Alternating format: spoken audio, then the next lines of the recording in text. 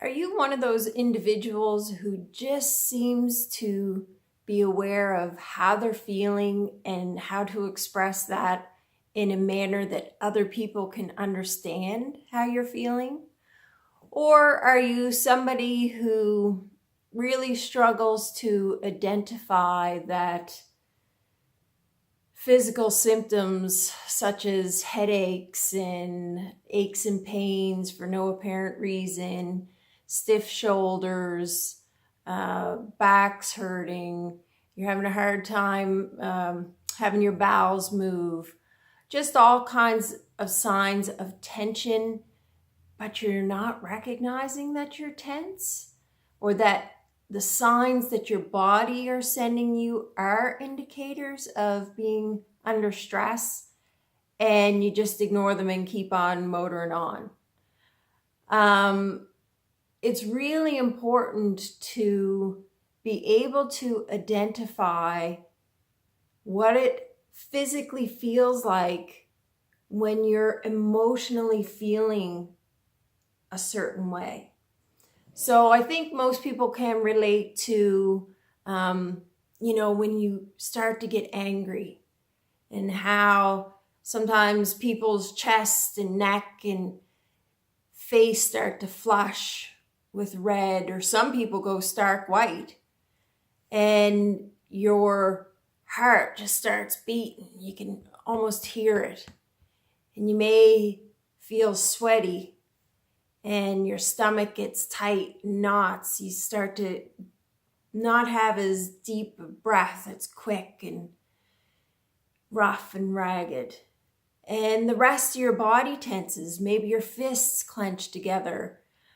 And all of these are physical signs that you're feeling a certain way.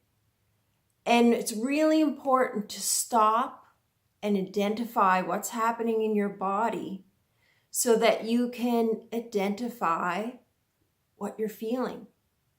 That's just the first step to emotional awareness, because then you have to learn how to express what it is you're feeling and why you're feeling that way. So whether it's because somebody has asked you to do something and it goes against your values and beliefs, that can cause you stress. And it's really important to know what your values and beliefs are, so that when a situation arises, when somebody asks you to do something and you all of a sudden you get that gut reaction.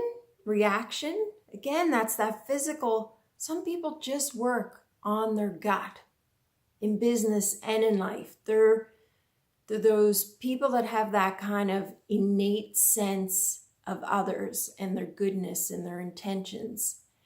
And that's having a strong emotional awareness and paying attention to that, and knowing, has that feeling served me right in the past over and over again? Which consistency really makes something valid. So if in the past your gut has won out more so than maybe taking time to really get to know somebody before you make a decision, then you're more apt to listen to your gut again in the future. And that's part of the having emotional awareness, being able to identify what is physically taking place linked to your emotions and feelings, and how that is connected to either your values or beliefs, or something that has happened to you in the past, and something's happening right now in the context that is triggering you. So whether that's a smell, maybe it's a certain way somebody talks, maybe it's the way they look. It could be the physical environment itself. So going back into a home where you potentially were abused, just being in that context. For some, it's alcohol. For some, it's cigarettes. There's all kinds of different triggers there. Triggers to trauma that hasn't been resolved and that you equate an emotion or feeling with, that is now coming up for you potentially 30, 40 years in the future.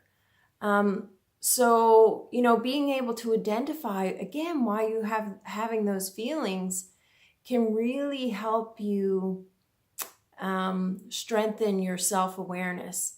And emotional awareness is one of the 3 components of self-awareness.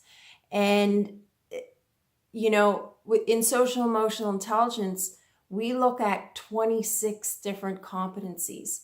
Today, we just looked at emotional awareness and the benefits of having a strong emotional awareness.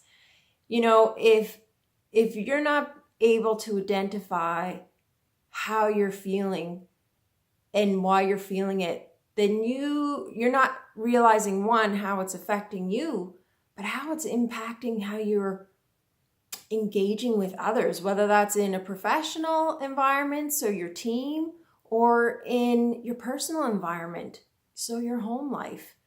And again, enhancing and taking the time to reflect and understand who you are and why you feel the way you do is really important. It can be scary, for sure, but the benefits in the end are harmony,